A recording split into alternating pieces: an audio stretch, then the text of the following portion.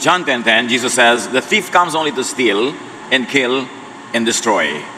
I have come that they may have life and have it to the full." Full life is what Jesus wills for people. But what is the role of money in living a full life? Two mentalities about wealth. Dear Lord, we thank you that you are wealthy, that you are kind, good, and generous. Forgive us our sins, cleanse us, O God, and now teach us, guide us, lead us. In the name of Jesus, your Son, we pray with thanksgiving. There are two major mentalities about wealth. At yun ay tawagin natin na mayaman and mahirap mentalities. At ang pag-uusapan natin ay hindi mayaman at mahirap na tao, kundi mayaman at mahirap na pag-iisip. So check your mentality kung pang mayaman o pang mahirap. Mahirap mentality says money is the root of all evil. Minamasama ng mahirap mentality ang pera. To the mahirap mentality, wealth is bad. Meanwhile, the mayaman mentality says money is the root of much good. In fact, money is tool for much good. So sa mayaman mentality, wealth is good. Proverbs 10:15, great wealth can be a fortress, but poverty is no protection at all. Ang may kayamanan ay nakasandal sa pader. Ang walang kayamanan, ang nagdarahop ay hubad at masyadong vulnerable. Proverbs 21:20, wise people live in wealth and luxury, but stupid people spend their money as fast as they get it. So ang matatalinong tao, napapahaba nila ang kanilang kariwasaan. Yun daw mga taong mangmang, sasandali lang, one day millionaire, tapos mahirap na uli. Sa mahirap mentality, rich people are just lucky or blessed. In other words, sinuwerte lang yan, hindi niya accomplishment yan. Binuenas lang yan, pinagpala lang yan ng Diyos. So wala siyang dapat na i-claim na responsibility for becoming rich. At sa ganyang mahirap mentality, mahirap people are just malas. Mahirap ako kasi malas lang ako. Kasi yun ang aking kapalaran, yun ang nakatakda sa akin. In other words, hindi ko kasalanan na mahirap ako. Inassign ako dito ng Diyos. Proverbs 10:22, it is the Lord's blessing that makes you wealthy. Hard work can make you no richer. But it should not be twisted to think that you don't need hard work to become rich. Ang sinasabi lang dito, hard work without God's blessing cannot amount to anything much. Kailangan mo blessing ng Diyos, pero may kakambal yun na hard work. Hindi yung hard work mo lamang ang nagpapayaman, kailangan may kakambal na pagpapala ng Diyos. Pero hindi pinagpapala ng Diyos yung walang work at all. Dapat malinaw ito sa mga tao para hindi ko ano-ano ang pananaw nila tungkol sa pagpapala ng Diyos in terms of wealth. This mahirap attitude keeps its believers from actively making and gathering wealth. Hindi sila nagiging aktibo sa pagpapayaman sa sarili, sa pagsisikap. It makes believers dependent on luck or fate or chance. Kaya sila rin yung napakamahilig makipagsapalaran, makipagsugal, tumaya sa kung ano-ano kasi inaasahan nila na yun lamang ang paraan para sila yumaman o magkapera. This mahirap attitude keeps its believers very vulnerable to misfortune, to accident, some people call it. Pagka ang tao ay fatalistic, lagi na lang na nakaasa sa mga pagkakataon, sa buenas-buenas, wala silang savings, walang insurance, walang ibang source kundi sangla o benta, hiram o hingi, awa, puro himutok, at puro iyak. Yung mga taong minamasama nila yung pagkikita, hindi sila kumikita, hindi sila nag-iimpok, dinadalaw din naman sila ng sakit, nahuhulog din sila sa building, nasasagasaan din sila ng tren, nangangailangan din sila ng pera, nagkakasakit din sila. Pero dahil walang pera, walang inipon, walang pinagtrabahuhan, walang savings, walang insurance, kung may maisasangla-sangla, kung may maibebenta-benta, tas wala na. O kaya hiram, hingi, puro iyak. Ganun ba ang full life na gusto ng Panginoon sa atin? It's not the way to live a full life. Ang mayaman mentality, sinasabing people become rich because of hard work. And of course, because of God's blessings. Hard work, in other words, brings wealth. But you don't only work hard because maraming people who work hard don't become wealthy. You also have to work smart. Hindi sapat na pagod ka, hirap na hirap ka, hinahampas mo ang sarili mo sa trabaho. Hindi ibig sabihin makakaahon ka sa hirap. Kailangan nag-iisip ka rin, may diskarte ka. Ito man pinagpapaguran ko, hahanguin ako sa hirap o nakatali lang ako dito. Kumakain lang ako ng konti para mabuhay bukas, para magtrabaho uli. At kakain ako ng konti para mabuhay uli sa makalawa, para magtrabaho uli. Hanggang kamatayan mo na yun. Kailangan iniisip mo, ano ba itong ginagawa ko sa buhay ko? Saan ako dadalhin itong ginagawa ko, nitong hanap buhay ko, nitong trabaho ko? Mahahango ba nito ako sa hirap? Because God blesses and rewards hard work and intelligence and thinking and wisdom. Pinagsasama-sama yun. Ecclesiastes 5:19, suppose you are very rich and able to enjoy everything you own. then go ahead and enjoy working hard. This is God's gift to you. So enjoy working hard at something that gathers wealth, at something that gives you enough or more than enough income, pero hindi lang yung working hard, pero wala namang nangyayari sa buhay mo. Proverbs 10:4, laziness leads to poverty, hard work makes you rich.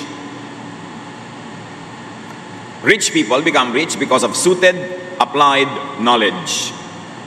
Not just any education or course. Ang dami-daming edukado, ang dami-daming college graduate, ang dami-daming may pinag-aralan, pero bakit maralita pa rin? Pag tinignan mo ang habit ng mga may kaya, ng mga mayayaman o mga yumaman, ang mga pinag-aaralan nila, hindi kung ano na lamang na usong kurso. Pinag-aaralan nila ang mga bagay na mayroong direct result sa kanilang gustong hanap buhay. Pinag-aaralan nila kung ano yung talagang angkop na angkop sa gusto nilang gawing negosyo o trabaho. Proverbs 19:8, do yourself a favor and learn all you can. Then, remember what you learn and you will prosper. So, kailangan mabuti daw para sa sarili mo yan na mag-aral na mag-aral. At tandaan mo yung pinag-aralan mo. Hindi yung last week lang yung exam. Hindi mo na rin alam yung sagot ngayon. Gumraduate pero walang alam, walang natandaan. So ano mangyayari sa'yo? Sabi, tandaan mo lahat ng pinag-aralan mo, magagamit mo yan, at ikaw ay magiging mariwasa dahil dyan. Specific, useful knowledge and skills. Pag kinompare nyo ang pinag-aaralan ng mga mayayaman at pinag-aaralan ng mga mahihirap, ibang-iba. O ito na lang ang pag-aralan mo kasi mura yung kursong yan. Oo nga, mura yung kursong yan, pero anong gagawin niya sa buhay ko? Ang dami ko nga na pag-aralan, pero wala rin akong trabaho, wala rin magbagay sa akin. Dapat pinag-aaral mo, ano talaga? Gusto mo ba talaga halimbawa na maging burda queen? Hindi yung pag-aralan mo, pagbuburda, hindi mo kailangan mag-accounting o mag-chemistry o mag-commerce. Ang gusto mo talaga, magtayo ka ng shop, na mag-aral ka mag-welding, mag-aral ka masilya ng mga kotse, hindi kukuha ka ng kung anong psychology, pagkatapos hindi mo naman magagamit. Kailangan, hindi ka lang aral ng aral. Yung talagang pakikinabangan mong pag-aaralan. Kasi kahit takpan mo yung ng mga diploma yung buong dingding nyo, kung hindi naman yun ang bagay sa iyo na pinag-aralan at hindi mo kakaperahan, mahirap ka pa rin. Proverbs 11:16, the timid become destitute, but the aggressive gain riches. So walang mapapala yung mga timid, mga sobrang mahiyain, mga sobrang kimi, sobrang dungo, humanda kang maging maralita buong buhay. Sabi niya, the aggressive gain riches. And this is positive aggressiveness. Yung, you don't only wait for something to happen. You help make it happen. Sabi ng iba, strike the iron while it's hot. But aggressive people make the iron hot by striking. Gumagawa ka ng paraan, hindi ka naghihintay na malaglag sa iyong harapan ng pagpapala. Hinahanap mo, binubungkal mo. Dahil God rewards good, intelligent, hard work. Even in the issue of luck, mayaman mentality still applies systematic wisdom. Kahit yung mayaman ang naniniwala na yes, may mga pagkakataon na parang luck, parang chance, meron pa rin silang system. Ecclesiastes 11:2, put your investments in several places, many places even, because you never know what kind of bad luck you are going to have in this world. So huwag mo daw ilalagay sa isa lamang ang lahat ng investment mo kasi hindi mo alam kung yun ba ang pagpapalain, yun ba ang bubuenasin, yun ba yung mamalasin, hindi mo alam. Kaya ang mga mayaman na nga, sila pa yung may insurance, sila pa yung may mga savings, sila yung may placements. Pero hindi lahat ng mayaman ay pinanganak na mayaman. Maraming mayaman, hindi pinanganak na mayaman. So bakit sila yumaman? Hindi dahil mayaman sila, kundi dahil meron silang mayaman mentality. Yung takbo ng utak nila, papayaman, patungo sa pagyaman, at siguradong yayaman kasi ganun sila mag-isip. Kaya pag-iisip ang mahalaga nating i-review. Paano ka mag-isip? Ang pag-iisip mo ba ay pang mahirap? Pupunta ka sa kahirapan? Kahit mayaman ka na nga nung pinanganak? O pang mayaman dahil papunta ka sa kayamanan kahit na ipinanganak ka mahirap? Paano kung ipinanganak ka ng mayaman tapos pang mayaman pa yung iniisip mo?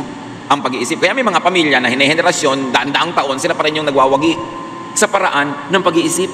Hindi sa laman ng bulsa pag ipinanganak ka, hindi sa laman ng bulsa nung lumalaki ka, kasi maraming walang kapera-pera nung araw. Sila nang may-ari ng Pilipinas sa pag-iisip. Sa mahirap mentality, rich people are dishonest or bad. Yumaman niya kasi makunat, kasi masamang tao, kasi business is business, wala man lang pakisama. Ganun. Maraming mga mahihirap na tao, masama ang pagtingin sa mayaman. Pag mayaman ka, masama ka, wala kang kwentang tao. Tapos sasabihin pa, bahay may palasyo ako, nakataray kuwago, mabuti pa ang kubo ko kung nakataray tao ako. Yung pagpapasaya sa sarili dahil nasa kubo. Akala mo naman walang dishonest at bad na poor. Akala mo naman mayayaman lang ang masamang tao. Akala mo naman napakasado at anghel ng lahat ng mga maralita. Ang mahirap mentality, sa kanila ba, righteousness is pure simplicity. Dapat kung napaka-righteous mo, simpleng-simple ka lang, Spartan lifestyle. But Proverbs 15:6 says, the house of the righteous contains great treasures. Ang tahanan daw ng matuwid ay maraming lamang kayamanan. So hindi minamasama ng Biblia ang maraming lamang kayamanan ng bahay mo. Basta righteous ka at napapayaman mo ang sarili mo sa righteous ways. Ang mayaman mentality, rich people are good. Or at least rich people are good at what they do. So rich people are blessed with riches. Proverbs 14:24, wise people are rewarded with wealth, but fools are known by their foolishness, meaning they end up poor. Pag wise ka daw talaga, you will be rewarded with wealth. Kayo mga nagkagaling-galingan, ang laki-laki ng pagtingin sa sarili, ang yabang-yabang na siya ay napaka-wise, may pera ka ba? Kasi sabi, kung wise ka, you will be rewarded with wealth. So ano ba ang klaseng wisdom meron ka? Wisdom na pangyabang o wisdom na pang para kumita? To produce wealth, to create wealth. Kasi sabi, you will be rewarded with wealth. Wealth is a reward, not a punishment. Ecclesiastes 2:10, sabi ni Solomon na ubod ng yaman, anything I wanted, I got. I did not deny myself any pleasure. I was proud of everything I had worked for, and all this was my reward. Sabi, bakit? Pinaghirapan ko naman. Kinita ko ito. So sabi ko noon, ang gusto ko, binili ko, kinuha ko, naging akin. Hindi ko pinagkaitan ng aking sarili ng anumang mga kasiyahan sa buhay. Bakit? Pinagtrabahuhan ko naman. Sabi nitong si Solomon, na itong ganitong kind of thinking ay minamasama ng Greek philosophy. Sa Greek philosophy kasi, which had a very strong impact on Jewish culture as well, yung parang masama ang katawan, ang mabuti lang yung espiritu, masama ang sarap, layaw at ginhawa, ang masarap lang yung pagdurusa, yun lang ang tama. That is Greek philosophy that influenced even many people in the churches, in the Christian churches. But that is not a Jesus idea. It is really a Greek idea that influenced many people in Israel. Ecclesiastes 2:10, I got whatever I wanted and did whatever made me happy. But most of all, sabi niya, I enjoyed my work. Do you enjoy your work? If not, you need to be wealthy. You need to have more money so you can do what you want to do that you will enjoy. Wealth gives freedom to enjoy and be happy even with one's work. Ang masarap sa buhay ay yung kinikita mo galing sa trabaho na enjoy mong gawin, hindi yung nagduro sa kinakamuhian mo yung trabaho mo para ka lang kumita at may ibili ng ulam. Pagka ikaw ay may sapat na kakayanan financially, you can have flexible time. You can have flexible focus and priority, and you will have fulfillment. And wealth can make you a giver instead of a receiver. Wealth can make you a supporter instead of a basket case or a charity case. Wealth can make you a blessing instead of just recipient from other people. Pag dinefine mo what is work, it is what you do. What is play, it is what you enjoy doing. How about getting paid for what you enjoy doing for playing?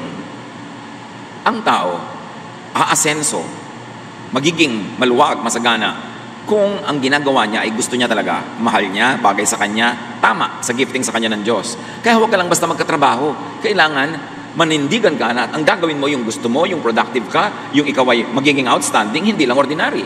Pero siyempre, sasabihin mo, paano kung wala akong kapera-pera, kapit sa patalim, kahit anong trabaho, tatanggapin ko na. Cycle nga of poverty yan eh.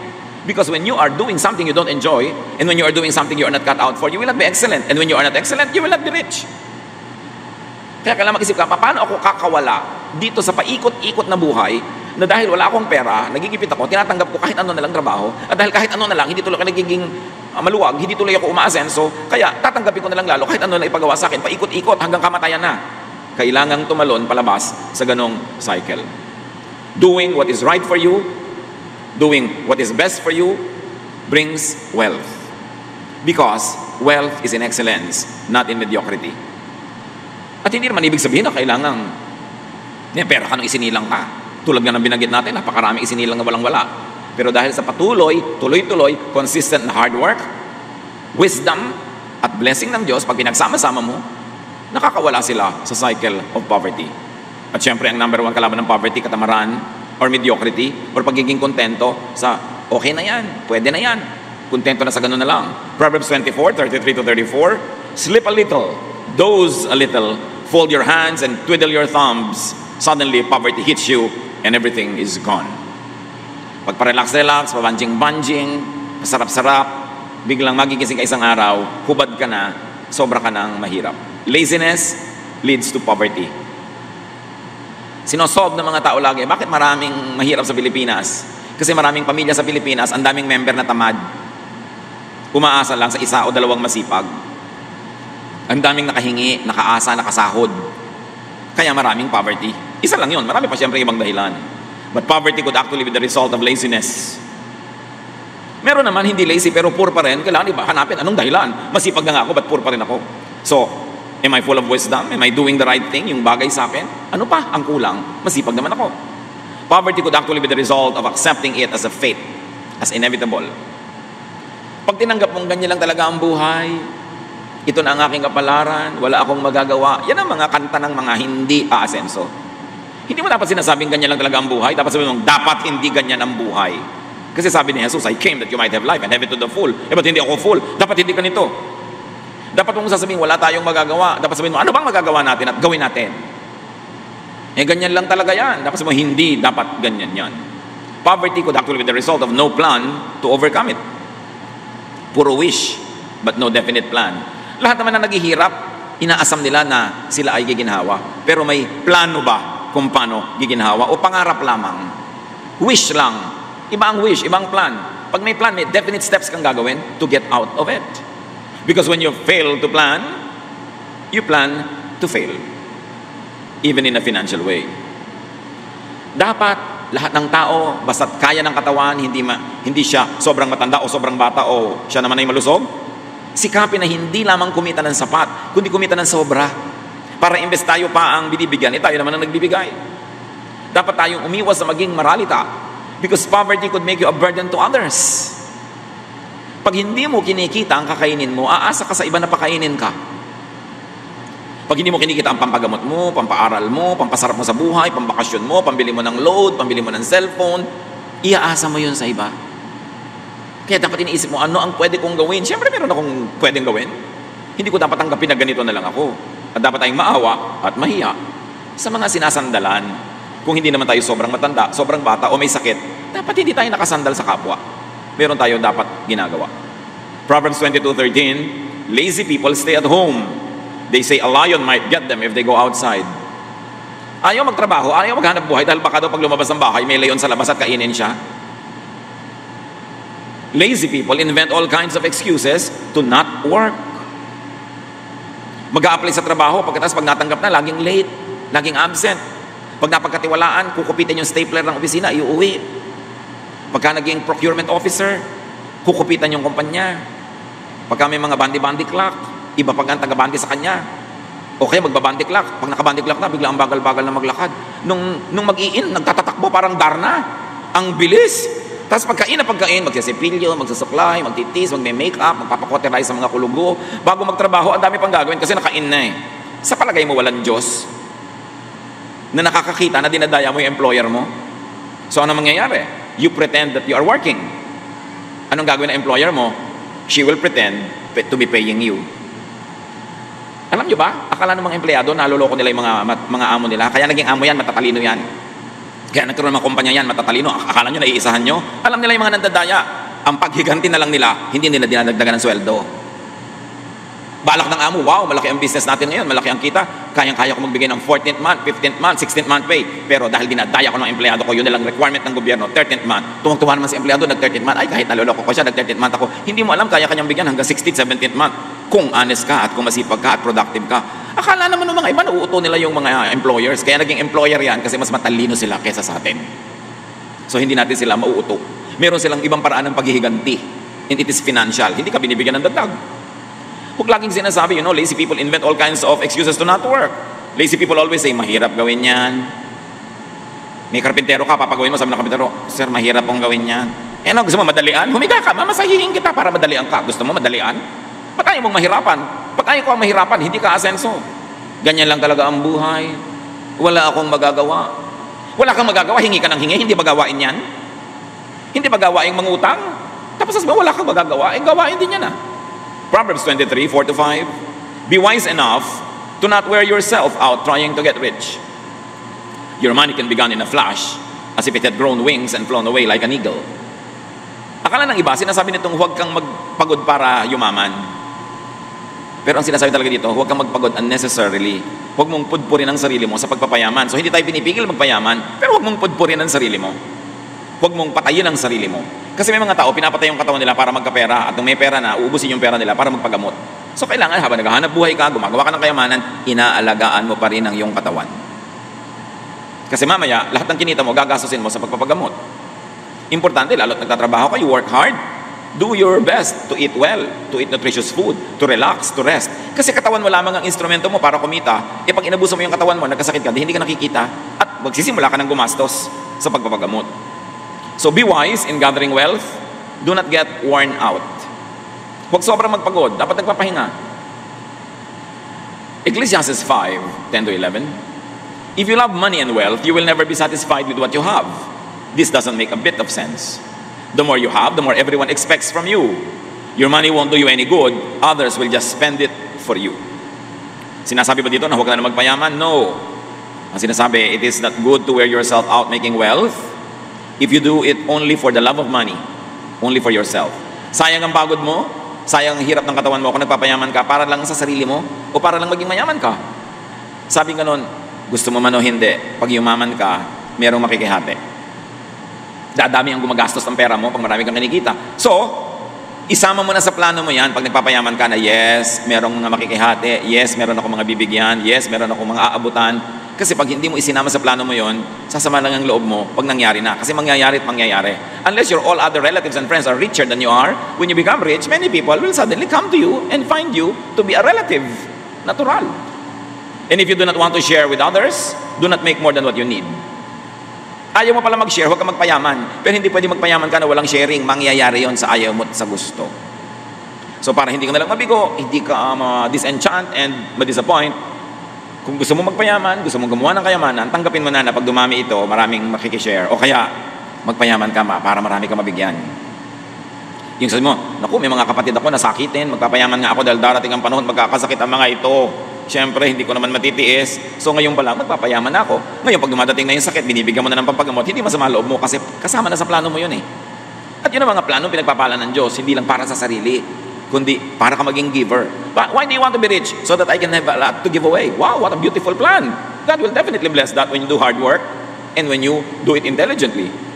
Do not be rich and do not want to be rich. Do not devote yourself to becoming rich per se, just for the sake of being rich. You must have a higher purpose for gathering wealth. And that is to be a blessing to many. Plus, a blessing to yourself. Nabibili mo yung gusto mong bilhin, nakakainin mo yung gusto mong kainin, nabibigyan mo yung gusto mong bigyan, ano pang hahanapin mo sa buhay pag nangyayari na yun? Ecclesiastes 6:7, we do all our work just to get something to eat, but we never have enough. Itong isang uri na nagtatrabaho. Nagtatrabaho lang para may kainin. Para lang mabuhay. Pero sabi, pag ganyan lang ang pananaw mo, nagtatrabaho ka lang just to have something to eat, you will never have enough. You have to produce more than what you need. Because if you work just to have enough, you will never have enough. Dapat may plano kang malaki. Huwag yung, magkano gusto mong kitain ngayon? Pag naka-boundary ako, uwi na ako. Ganun naman ang mga sinasabi ng mga nagdadrive ng mga tricycle, ng mga jeep. Yung tindera, ba't nagsasara ka ng aga pa? Kumita na ako eh. Dapat kumita ka ng marami. Kasi pag kumikita ka ngayon, samantalahin mo kasi may mga araw na walang kita. So, kailangan kung kumikita ka, mas dagdagan mo pa. Hindi yung tama na yan. Magre-relax na ako kasi kumita na ako. Yung pagka nabubuhay ka, para lang kitain yung kailangan mo today, yun ang tinatawag na isang kahig, isang tuka. Bihira na tayo kasi makakita ngayon ng mga manok na kumakahig sa lupa. Pag nakikita natin yung manok ngayon, nasa nasa shelves ng supermarket. Pero pag nakikita mo yung mga manok sa mga probinsya, kumakahig yun, naghahanap ng makakain, isang kahig, may makitang kung ano doon, isang tuka, isang kahig, isang tuka. At hindi dapat ganoon ng tao. Kakain ngayon maghahanap ng uutangin, ngayon naghahanap ng bibilin, naghahanap ng pambili. May sakit ngayon mangungutang ng pambili ng gamot. Kailangan may nakaipon. Siyempre, madali naman sabihin yun, pero hindi naman lahat ng tao kayang gawin yun. Pero ang tanong, kasi hindi mo kayang gawin, tatanggapin mong gano'n na lang, o di ganyan ka na lang, o sige, gano'n na lang. Kailangan ibahin. Huwag ka mga tuwira na, madaling sabihin niya, pero mahirap namang gawin. Lalo namang mahirap na wala kang gawin. Kaya nga, pinag-uusapan natin mga kapatid, mentality. Nasa paraan ng pag-iisip yan. Bakit may mga magpipinsan, magkakapatid, lahat lumaki sa hirap? Bakit may isa o dalawang umaasenso, yung iba hindi? Tingnan nyo ang dahilan. Ibang mag-isip, yung umasenso. Bakit sa isang bayan may umaasenso doon? Ibang mag-isip. Nasa pag-iisip. Kaya dapat nating lupigin yung pag-iisip na negative, yung pag-iisip na talunan, yung poverty mentality. We have to make more. We have to make surplus wealth para makatulong pa sa iba. Sinong tao, lalo dito sa Pilipinas, ang walang kapatid, kamag-anak, magulang, pinsan, kaibigan, na mahirap? Meron tayo niyan. That's why you have to make surplus wealth. Whether you like it or not, kakatok yan sa pinto mo pagka walang pangsali na dugo, pagka walang pambili ng gamot, pagka ang anak ay na-aresto, nakulong, o nasagasaan, o nalagay sa ospital, pupuntahan ka. Ephesians 4:28, if you are a thief, quit stealing. Be honest and work hard, so you will have something to give to people in need. Yun ay tinuturo sa atin, kumita ka ng higit sa kailangan mo. Dapat may sobra para may pambigay ka sa mga ngailangan. Para may pambigay ka sa sarili mo. Napaka-importante. At pag may pera ka na, lalo't marami-rami naman, abay gumastos ka, kapatid. The beauty and power of money is felt only when it is being spent. Merong kamag-anak ka may sakit. Merong kang kamag-anak o pamangkin mag-enroll. Merong nangangailangan. Wala silang pera. Ikaw naman dito sa lalagyan mo, may mga pera ka nakasalansan. Pag ibinigay mo yung 1,000 doon o 2,000, ang daming magagawa sa buhay niya. Pero pag inipit-ipit mo lang doon sa pagitan ng mga duster mo, wala namang ginagawa yun, nandun lang. Kung ang dami-dami nasa bank, nandun lang, ano talaga ginagawa nun? Wala. Kasi ang kapangyarihan ng pera ay kumikilos lang pag siya ginagastos. Hindi pag itinatago. Yung itinatago mo, para lang so that you feel secure. May konti kang savings. Pero kung puro nakatago, ipit ka lang ng ipit, at maraming ganong tao. Ang dilim-dilim sa bahay, ayaw magbukas ng ilaw dahil ayaw magbayad ng kuryente. May pambayad naman. Kung ano na lamang inuulam, hangin, hinihigop na lang yung hangin, yun ang ulam. Inaamoy ang ulam ng kapitbahay, sabay subo ng kanin. May pera naman, why? The beauty of money is in spending it correctly, in a good time, and when you earn it well. Huwag sobrang kuripot, huwag sobrang ipit ang pera, kasi pag namatay ka, makukuha lang yan ng iba. Napaka-importante na marunong ka magtrabaho, marunong ka mag-save, at marunong ka rin gumastos, sabay-sabay yun, para magkaroon ka ng full life. Ano ba ang major teaching ni Jesus tungkol dyan? Matthew 25:20-30. Alam natin yon. Nagkwento si Jesus tungkol sa taong nire-represent ang Diyos. Nagbigay siya ng mga puhunan sa iba't ibang mga tao, iba't ibang halaga. At pagkatapos binalikan niya, kinuwenta niya kung magkano kinita nung ibinigay niya mga puhunan. The servant who had been given 5,000 coins brought them in with 5,000 that he earned. He said, "Sir, you gave me 5,000 coins and I have earned 5,000 more." "Wonderful," his master replied, who represents God in the story. "You are a good and faithful servant. I left you in charge of only a little, but now I will put you in charge of much more. Come and share in my happiness." So yung Diyos dito sa kwento, tuwang-tuwa, nang ibinigay niyang 5,000 coins, naging 10,000 coins. Pinakita, dinoble nung pinagkatiwalaan niya. Sabi niya, wow, ang ganda, halika, mag-enjoy tayo. Next, the servant who had been given 2,000 coins came in and said, "Sir, you gave me 2,000 coins and I've earned 2,000 more." "Wonderful," his master replied. "You are a good and faithful servant. I left you in charge of only a little, but now I will put you in charge of much more. Come and share in my happiness." So, nakita natin, hindi lahat ng tao pare-pareho ang ibinibigay ng Diyos sa puhunan. May binigyan ng 5, nagawa niyang 10. Sabi niya, "Naku, halika, mag-enjoy tayo. I like what you did." May binigyan naman, 2,000 lang. Yung 2,000, naging 4,000. Sabi niya, wow, hindi kalakihan ang binigay ko sa'yo, pero dinoble mo rin. Next time, mas malaki na ibibigay ko sa'yo. Kasi napapadoble mo. Sabi niya, halika, sumama ka sa aking kasiyahan. The servant who had been given 1,000 coins came in and said, "Sir, I know that you are hard to get along with. You harvest what you don't plant and gather crops where you haven't scattered seed. I was frightened and went out and hid your money in the ground. Here is every single coin." So yung isa binigyan ng 5,000, naging 10. Yung isa binigyan ng 2,000, naging 4. Yung isa binigyan ng 1,000 lang. Sabi niya, ito na po, 1,000 nyo. Eksaktong-eksakto, sosoli ko na lang. Hindi ko in-invest, wala akong ginawa. Kasi natatakot ako magkamali. At saka wala naman kayong kwentang tao eh. Bakit ko paparamihin ang binibigay nyo sa akin? So this is the usual attitude of mahirap mentality. Rich people are bad. They become rich for being bad. So why join them in their projects? Ang poverty mentality, money is not meant to be multiplied. It is only to be kept. Ibinaon ng pera, nakabaon, nakaipit lang. At ganun ang talent ng maraming tao na ibinigay ng Diyos. Nakabaon lang, hindi nagagamit. Ganun yung kanilang mga karunungan, mga katangian, hindi nagagamit, nakabaon lang. So ikinatuwa ba yun? Uy, sigurista ka, ang galing-galing mo naman. Natuwa ba? The master of the servant told him, "You are lazy and good for nothing. You know that I harvest what I don't plant and gather crops where I haven't scattered seed? You could have at least put my money in the bank so that I could have earned interest on it." Nakita niyo yung kwento ni Jesus? Ayaw mo palang i-invest. Ang tamad-tamad mo pala. Negative pala ang attitude mo tungkol sa pera at sa investment. Sana nilagay mo man lang sa bangko, nagka-interest. Dapat yung ibinigay ko sa yung 1,000 last year, ngayon, 1,020 man lang. Alam mo lang sa bangko, 0.05%, 1% lang yan, no? Pero at least may nadagdag. Pero ganito mo isusoli sa akin, wala man lang pakinabang. Para yung mga nangutang 10 years ago, umutang ng 10,000, binayaran ka ngayon, 10,000 din. 10 years ago, yung nabibili ng 10,000, 5 talong. Ngayon, kalahating talong na lang yun. So, nawala na ng value yung pera ko, ipinaghatiwala ko sa'yo, ipinahiram ko sa'yo, pinampaluwag ko ng buhay mo. So, soli mo sa akin, ganun lang yung face value. Yung economic value niyan, bumaba na. Mga kapatid, pag nangungutang kayo, pag nagbayad kayo, dagdagan nyo naman. Kahit malang isang pinya, idagdag nyo. Isang talong, isang sikamas. Hindi yung ganun-ganun nyo rin isusole, wala malang pakinabang yung nagpahiram sa inyo. Nangangalumatan na nga, kawawari gabi-gabi kung magbabayad kayo or not. Tapos ganun lang, wala siyang napala. Paano kayo pagpapalain ng langit kung ganun kayo uri mangutang? Hindi kayo blessing sa nagpautang sa inyo. Yun yung nagbabayad pa ha, meron pang hindi nagbabayad. Masama pa, loob pag nasingil, galit pa. So what was the master looking for? Interest. Interest man lang. In other words, the God in the story, told by Jesus, would like us to make wealth, to multiply wealth. Kasi paano ka nga magkaka-full life kung wala kang pangtustos?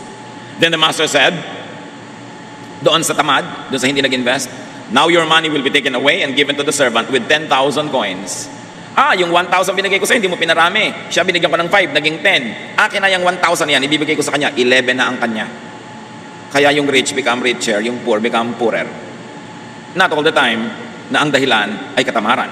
Kung minsan naman yung poor became poorer dahil talagang parang nakaramdam ng dagok ng buhay, nagkasakit, nasunugan. Pero ang pinag-uusapan natin dito, those that become poorer dahil tamad, dahil pabaya, dahil hindi nagpapahalaga sa ibinibigay sa kanila ng Diyos. Everyone who has something will be given more, sabi ni Jesus, and they will have more than enough. But everything will be taken from those who don't have anything. You are a worthless servant. You will be thrown out into the dark where people will cry and grit their teeth in pain. Yun ang napala ni tamad. Hindi lang siya nabawian, itatapon pa siya sa labas, sa kadiliman, kung saan magngangalit ang kanyang ngipin dahil sa pagdurusa sa buhay. Mga kapatid, God is fair. Lahat tayo binibigyan niya ng puhunan.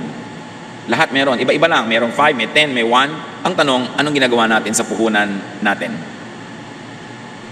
Puhunan, hindi lang pera. Talento, pagkakataon, chances, opportunities. Binavalue ba natin yon? Pag ba may nagtiwala sa atin, talagang pinapasulit natin yung tiwala niya o dinadaya natin? Sorry na lang, nagtiwala siya. Pagka ba merong mapagbigay, aabusuhin natin o lagi na tayong magiging mabait lalo na kasi mapagbigay siya eh. Pagka ba merong mabait, kakawawain mo, abusuhin mo o susuklain mo rin ang kabaitan, God is watching. Kung anong ginagawa mo sa binibigay sa'yo, yun ang magdedetermine kung anong ibibigay sa'yo sa susunod. Dahil laging may accounting. The lazy person, the person with a bad and negative attitude toward money, will be deprived. So suriin natin ating sarili. Ako ba ay naghihirap dahil lang talagang nagkataon? Dahil lang talagang hindi pa dumarating yung aking magandang pangyayari? O bunga ba ito ng aking katamaran? Bunga ba ito ng aking pagpapabaya? Kaya ako nababawian? Dapat nating suriin ang ating sarili. Based on their personal attitude and performance, in the story, the rich got richer, the poor got poorer. Huwag laging sisihin ang mahirap yung mayaman. May ginagawa yun na tama, may formula siya na tama, may paghihirap yun na ginagawa, kaya siya yung mayaman. Hindi mo dapat laging sisihin ang iba kung bakit ka mahirap. Ang una mong hanapin, ano ang pananagutan ko, bakit hindi ako maluwag sa buhay? Bakit hindi ako kasing yaman ang gusto ko, kaysa sa sisihin natin ang sisihin ng iba. Produce surplus money. Make more than what you basically need. Because productivity is rewarded. Ang mabunga, lalong pinapabunga. Nakita niyo isang pang kwento ni Jesus? Merong isang may-ari ng halamanan, pumunta siya sa kanyang garden. Nakita niya yung isang puno, ang tagal-tagal lang nandun, walang kabunga-bunga. Sabi niya sa gardener, putulin mo na yung halaman na yan, walang bunga. Sayang ang mga sustansya ng lupa na sinisip-sip niya. Sayang ang tubig na iniinom niya. Sayang ang liwanag ng araw na sinasagap niya, samantalang dapat iba na lang ang sumagap. Wala siyang bunga. Sabi naman ng gardener, bigyan pa po natin isang pagkakataon. Huhukayin ko yung mga lupa sa paligid para mahanginan na kanyang ugat. Lalagyan ko po ng pataba. At pag bumalik po kayo at wala pa rin bunga, puputulin na natin. Sino sa atin ang kandidato ng maputol? Kasi walang kabunga-bunga. Walang bunga spiritually speaking, wala man lang madalang tao sa Panginoon, wala man lamang na maakay sa Panginoon, wala tayong man lamang na bunga para makatulong sa ating pamilya, wala tayong bunga para buhayin ang mga sarili natin. Ang kasunod nun, hindi blessing ha, ang kasunod nun, putol. Hindi konsentidor ang Diyos sa tamad. Sabi ni Paul, if anyone does not work, he should not eat. Yun ang malinaw na malinaw sa Biblia. Hard work, godliness are rewarded. Kailangan masikap. Proverbs 10:15, Wealth protects the rich. Poverty destroys the poor. Mahirap mentality thinks rich people are just proud and snobbish. Poverty mentality yan, yung may kamag-anak ka, kaibigan na umasenso, tapos hindi na siya ma-rich. Pag pinag-uusapan nyo, yung pinsan natin na yun, hindi na yun ma-rich. Pag-iisip yun ng mahirap. Mahirap na mentality yun. Hindi nila naiintindihan, rich people are just busy becoming and staying rich. Rich people just want to avoid being bothered by unproductive people. Kaya yung mga unproductive, yung may poverty mentality, yun ang nagre-reklamong, hindi na yan ma-rich. Bakit naman gusto mong ma-rich? Uutang ka, hihingi ka, may kailangan ka sa kanya, kaya gusto mong ma-rich. So matalino siya, bakit naman siya magpapa-rich? Sa'yo. Di ba common sense? Pag sinabi mong hindi mo na ma-rich, bakit mo pinipilit maabot? May kailangan ka, gusto mong pumitas. At kung matalino ang punong ito, tataasan niya talaga yung mga sanga niya para hindi mo mapitas, kaya hindi mo siya ma-rich. Ganun lang yun. Proverbs 19:4, the rich have many friends, the poor have none. It is the Bible that says it. Bakit ka nakakaibiganin ng mga tao? Tuwing lalapit ka, umuutang ka. Tuwing lalapit ka, humihingi ka. Tuwing lalapit ka, dumadaing, umiiyak ka. Siyempre, ang mga tao may hangganan ng pagpapasensya. Minsan may problema din sila, malungkot din sila, tapos papalungkutin mo. Pag nakita ka uli, iwasan ka na. Tapos sabi mo, hindi ma-rich. Pagka ang mga tao hindi nagpapa-rich sa'yo, ang tanungin mo yung sarili mo, bakit kaya ako iniiwasan? Nakakasakal ba ako? Nakakaabala ba ako? Kasi kung blessing ka, siguradong lagi kang kasali eh. Bakit kaya hindi sinasali? Baka umiiwas yung tao. At hindi lang yon, because people who are excellent would like to be around similarly motivated and productive people. Kaya yung kapatid mo, kaibigan mo, pinsan mo hindi ma-rich. Kasi kung may oras siyang natira, mas gugustuhin niya ang kasalamuhan niya, mga katulad din niya na productive, fruitful, progressive, para makabuti sa kanya at para siya mag-enjoy. Proverbs 13:20, wise friends make you wise, but you hurt yourself by going around with fools. So why will people go around with us if we are fools? And if we are not fools, people would like to be around us. So, tayo ang dapat nating tanungin, bakit ako iniiwasan? Hindi yung siya ang pipintasan mo, mayabang na yan. Kaya umiiwas. Ang tanungin mo, bakit ako iniiwasan? Importanteng malaman yun. Mahirap attitude focuses on saving. Magtipid kayo ng kuryente, magtipid ka ng gas, huwag mo nang initan yung pampaligo mo, kahit mag-inaw, gasto sa gas yan. O, ang tubig, patayin mo. O, sobra ka na magsipilyo, ha? Isang baso lamang ang budget sa bawat tubig. Huwag mo nang planchahin ang damit mo, gasto sa kuryente. Huwag ka na mag-electric fan, gasto sa kuryente. Mahirap people focuses on saving. Mayaman people focus on earning. Bakit ba puro magtipid ang laman ng utak natin? Bakit hindi kumita? Imbes sabihin mo sa anak mo, anak, magtipid ka ng kuryente. Ba't hindi mo sabihin, anak, kumita ka? Ang dami-dami mong oras, computer ka ng computer, text ka ng text, maghanap ka ng magagawa kahit part-time job. Para, sige, magkuryente ka, 3 electric fan, lunurin mo yung baga mo sa electric fan, pero kitain mo yung pambayad. Huwag tayo lagi magsabing, magtipid. Ang sabihin natin, kumita. Because when you earn more, you can spend more, you can give more, so ba't uubusin mong oras mo sa pagtitipid? Pero siyempre, kung wala kang kinikita, dapat ka magtipid kasi hindi mo alam kung kailan uli may lalaglag na blessing. Pero imbes, puro pagtitipid ang isipin natin, paano kikita ng masigit pa? Proverbs 11:16, the timid become destitute, but the aggressive gain riches. Mag-isip ng pampayaman, hindi mag-isip ng pampadyeta. Proverbs 11:24, some people spend their money freely and still grow richer. Others are cautious and yet grow poorer. Isang hiwaga to ng buhay yan na dapat natin tanggapin. Bakit meron gasta ng gasta, lalo nagkakapera, meron naman tipid ng tipid, lalo naghihirap? Well, sinong nakakaalam ng ganyang mga bagay? Ang protection mo lang sa ganyan is to just earn more. There is a mysterious path of blessing. There is the time and chance factor in money matter. Talagang may mga bagay na mahiwaga na hindi abot ng isipin ng tao. Sabi ni Solomon sa Ecclesiastes 9:11, here is something else I have learned. The fastest runners and the greatest heroes don't always win races and battles. Wisdom, intelligence, and skill don't always make you healthy, rich, or popular. We each have our share of bad luck. Sabi niya, hindi naman kung magaling ka, mananalo ka na eh. Hindi kung matalino ka, yayaman ka na. Ang ganoon, meron din talagang minamalas-malas.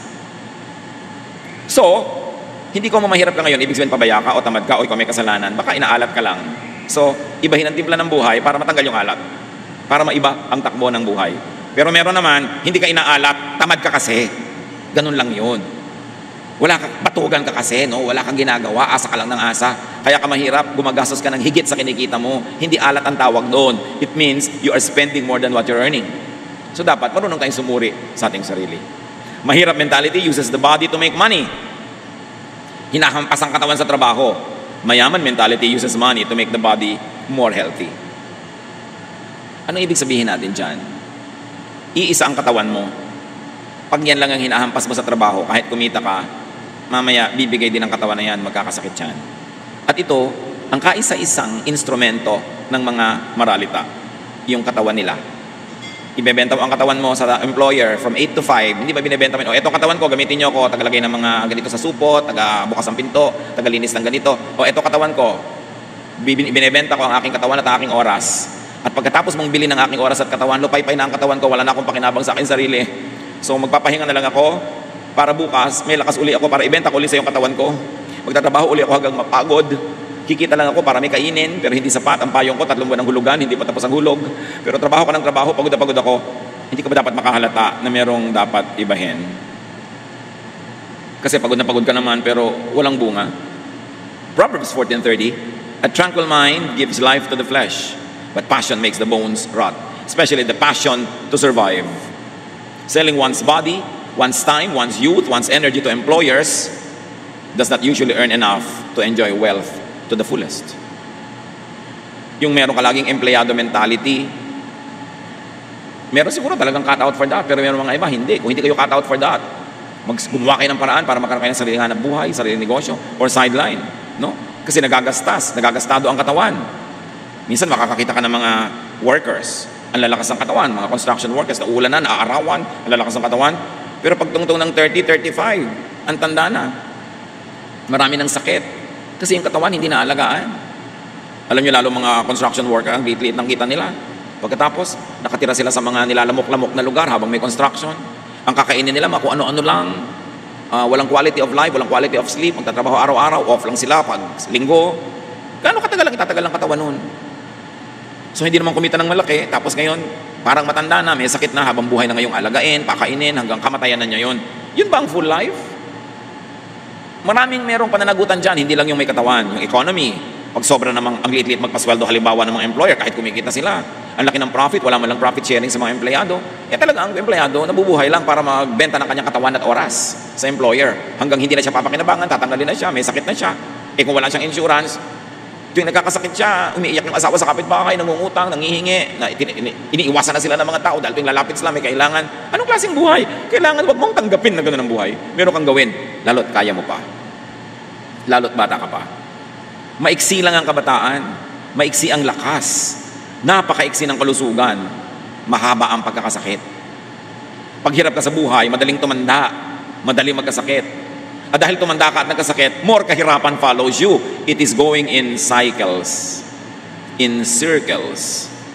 Dapat ko mawala sa cycles of poverty. Sasabihin ng iba, ano magagawa ko? Mahirap ako. Wala kang gustong isipin. O di sige, tanggapin mo. Papaikot-ikot ang buhay mo. Ganyan din ang mangyayari sa anak mo. Hindi mo mabibigyan ng ticket to financial freedom dahil hindi mo mabigyan ng edukasyon, hindi mo mabigyan ng background. Di mamanahin din niya yung trabaho mo, mamanahin din niya yung buhay mo, paulit-ulit. Kaya dapat suriin. Ano ang maliit, kahit na maliit na butas na pwede mo daanan para kumawala ka sa kahirapan, makagawa ng paraan. At tayo naman mga hindi naghihirap sa ating mga kapatid, gumawa natin ng paraan yung mga naghihirap dyan ay makaahon. Kung ikaw employer, magbigay ka ng more sweldo, profit sharing. At kung ikaw may kaya sa buhay, lagi may nagtatanong sa akin, hindi po kami masyadong mayaman, pero ano pong pwede namin gawin para tulungan ang mga kahirapan ng ating bansa? Magpaaral ka kahit isang anak ng mahirap, magpaaral ka ng isang estudyante hindi mapag-aral ng magulang, kaya mo namang iagaw sa budget mo, gawin mo yun. Yun ang contribution mo sa ating lipunan. Kasi pag may isang nakapag-aral, isang umahon sa buhay, hihilahin niya pataas yung kanyang mga kamag-anak, yung nanay niya, yung kapatid niya, ibibili niya ng gatas yung mga pamangkin niya. So yun ang contribution mo sa society. We can all do something. We should not behave like victims all the time. Kung ikaw yung parang victim, gumawa ka ng paraan para maiba. At yun namang mga may kaya na hindi sila ang victim, huwag na tayo ang mambiktima. Tulungan natin yung mga kawawa para maiyahon sila. Dapat baguhin ang buhay. Kailangan ng tao ngayon multiple incomes. Hindi iisa lang ang pinagkakakitaan. Kailangan may sideline ka pa. At mahalaga, hindi lang isa yung tinatawag na breadwinner. Yung ate ko kasi breadwinner namin ano ka, bread eater. Ano yung kapatid mo? Bread eater din po.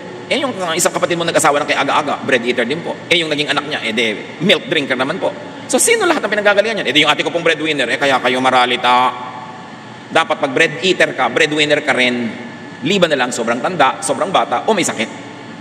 Dapat tanggalin natin sa bokabularyo natin yung breadwinner. Bakit kailangan may breadwinner? Dapat lahat breadwinners. Hindi aasa ka lang sa isa. Kawawa naman. 40 anyos na, hindi pa nagkakanobyo. Tapos ikaw, 16 pa lang, may 3 anak ka na, siya pa ang nagpapa-aral sa anak mo, sobrang ka nag-enjoy sa buhay, tapos yung ate mong matandang dalaga ang nagka-losyang-losyang na sa pagpapakain sa'yo. Napaka-unfair kuminsan natin, may breadwinner pa. Hindi ka dapat asa ng asa kung mo binibigyan ka, kuminsan naaawa sa'yo, o mahal ka talaga, o hindi na lang makakibo. Pero dapat gumagawa ka ng paraan, walang breadwinner. Kaya maganda magkaroon ng sariling negosyo or sideline, kahit may trabaho ka pa. Kasi maraming gasto sa buhay. Nung araw, di naman natin binibili yung drinking water. Ngayon, binibili mo na. Nung araw, wala namang load na telepono. In fact, wala kang telepono. Mental telepathy na lang. No? Pero ngayon, nagbabayad ka pa niyang load. Ang daming binabayaran ngayon. May cable pa. Sari-sari. Kada kilos mo gastos. Tapos, wala kang trabaho. Ano yun? Proverbs 15:15, the life of the poor is a constant struggle. But happy people always enjoy life. So get out of that struggle. Balikan natin na sabi ni Jesus, John 10:10. The thief comes only to steal and kill and destroy. I have come that they may have life and have it to the full. How much money does a full life require? May minimum requirement dyan. Earn it or deserve it. Romans 12:2. Ano mang dapat baguhin sa buhay, dapat mo nang baguhin sa isip. Do not conform to the pattern of this world, but be transformed by the renewing of your mind. Then you will be able to test and approve what God's will is, His good, pleasing, and perfect will. If you're already rich, change your life, become richer. Then you can have more to give, you have more to enjoy. If you are not rich, change your way of thinking, change your life, and be rich. And if you are very, very poor, lalong kailangan mo ng change. Change, improve finances and life by changing and improving the way of thinking. Dear Lord, maganda lang ang plano mo para sa amin.